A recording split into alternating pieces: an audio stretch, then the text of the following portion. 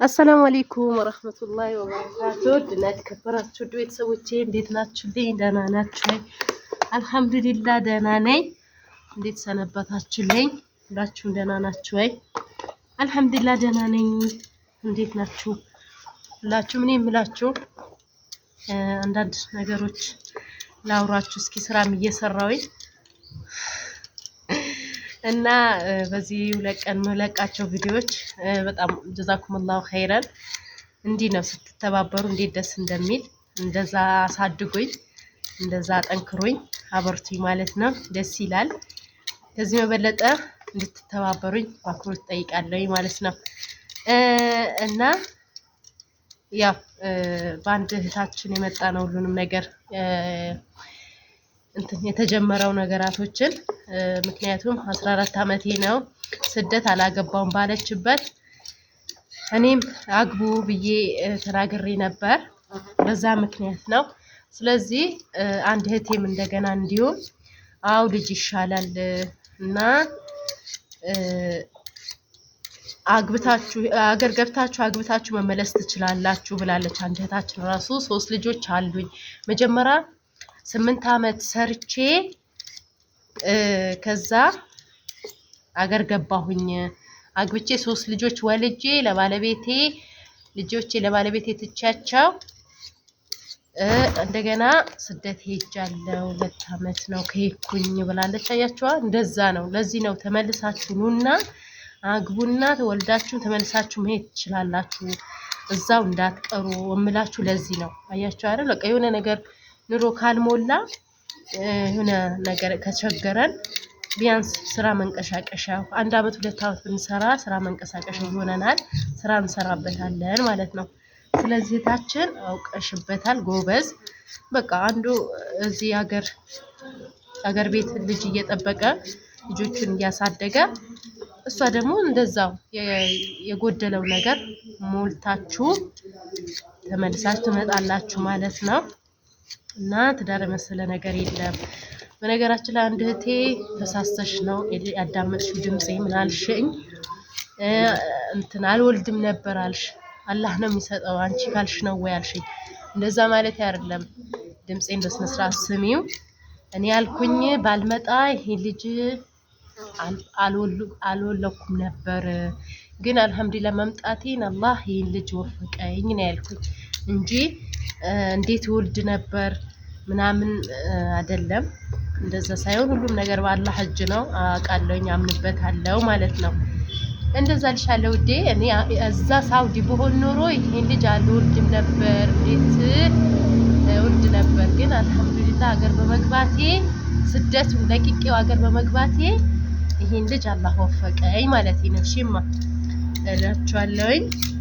ሌላው ደግሞ ቤትሽ ስንት ቆርቆሮ ነው ያላችሁኝ እህቶች ያላችሁ 88 ነው 87 ነው 88 ነው።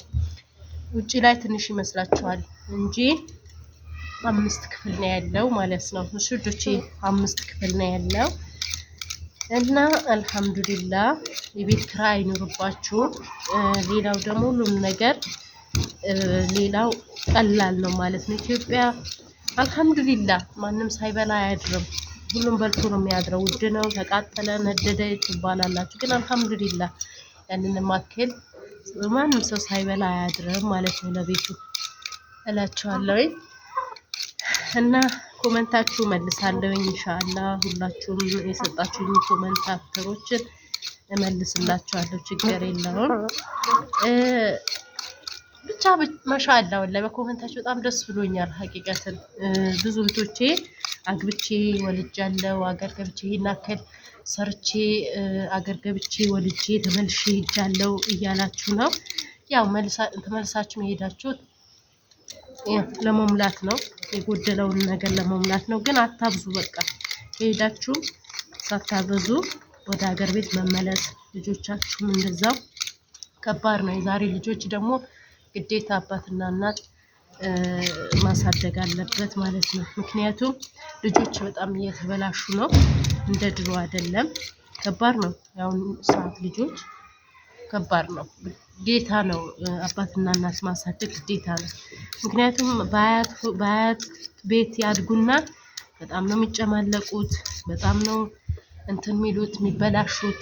ወላሂ አያቶች እኮ ያበላሻሉ ልጆች። ስለዚህ ልጆቻችሁ እንዳይበላሽባችሁ በጊዜ ቀልጠፍ በሉ። እንዲሁም ደግሞ አረብ ሀገር የቆያችሁ እህቶቼ እዛው ሆኖ ከፈለጋችሁ አግቡ፣ ውለዱና ላኩ። ወይም ኑና አግቡ፣ ውለዱና ተመልሳችሁ ትሄዳላችሁ። ስለዚህ ጊዜያችሁንና እድሜያችሁን ብቻ በስደት እንዳትጨርሱ አደራችሁን እንላችኋለሁ ልጆቼ። ይሄኔን የኔ ምክር ነው። የፈለጋችሁ ነገር መጠየቅ ትችላላችሁ። አበርቱኛ፣ ጠንክሩኝ። ብቻ ምን ልበላችሁ የኔ ውዶች፣ ጀዛኩሙላሁ ኸይረን። ኮሜንታችሁ ላይካችሁ በጣም ደስ ብሎኛል። እንደዛ ቀጥሉበት እላችኋለሁ። ድንች እየበለቅኩኝ ነው። እስኪ ቪዲዮ እንዳይበዛ ደግሞ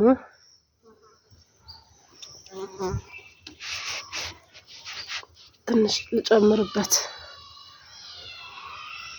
ድንች እየበለቅኩኝ ነው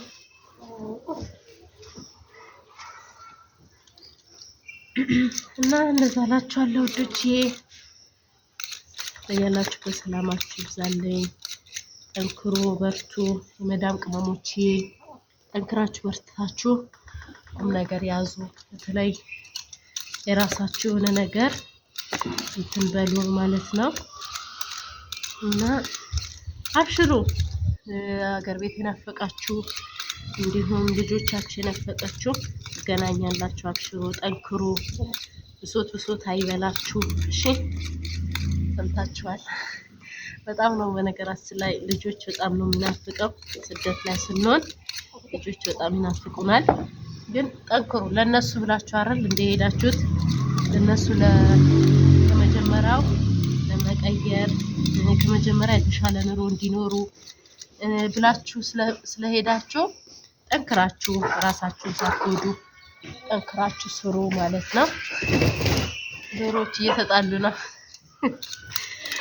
እና በርትታችሁ ጠንክራችሁ ስሩና ቀልጠፍ ብላችሁ ሀገር ቤት ግቡላቸው ማለት ነው። ይህን ይመስላል። ኢንሻአላህ በሌላው ቪዲዮ ደግሞ ተመልሼ እመጣለሁ። ተመልሼ እመጣለሁ። ቪዲዮ እንዳይበዛባችሁ፣ ምክንያቱም አልጨረስኩኝም። ቆረጥ አላረኩትም። ቀጥታ ነው የምሰራው እና ይሄን ቪዲዮ ልስራላችሁ ብዬ ነው። እዚሁ ጣጥቤ ጨርሼ ከዛ በኋላ አምባሻይም ጋግሬያለሁ። በዚሁ መቢያውን ስሰራ ልቅረጽላችሁ ብዬ ነው። አልተመቸኝም። መጀመሪያ አልተመቸኝም ስላችሁ ማብራት አልነበረም፣ ቻርጀር አልነበረውም። ሌላ እንዳለም ቆረጥ እያረኩኝ ስሰራ ቪዲዮ ቀርጻለሁ ብዬ ነበረ። ማብራት አልነበረም፣ ስልኬ ማብራት አልነበረው፣ ቻርጀር አልነበረውም። ለዛ ነው ያልቀረጽኩላችሁ። ሲመጣልኝ ቸርጄው በዚሁን ቪዲዮ ልቀረጽላችሁ መልስ ልመልስ ብዬ ነው። እሺ ውዶቼ፣ እና ይህን ይመስላል። አበርቱኛ፣ ጠንክሩኝ እላችኋለሁ። ሰላም አለይኩም ወራህመቱላሂ ወበረካቱ። በሌላ ቪዲዮ ደግሞ ተመልሼ እመጣላችኋለሁ። ቻው፣ ደህና ደሩልኝ። ሼር ሰብስክራይባችሁ እንዳይለየኝ። ጉድ አሁን በላው ነገር አጥተን ነው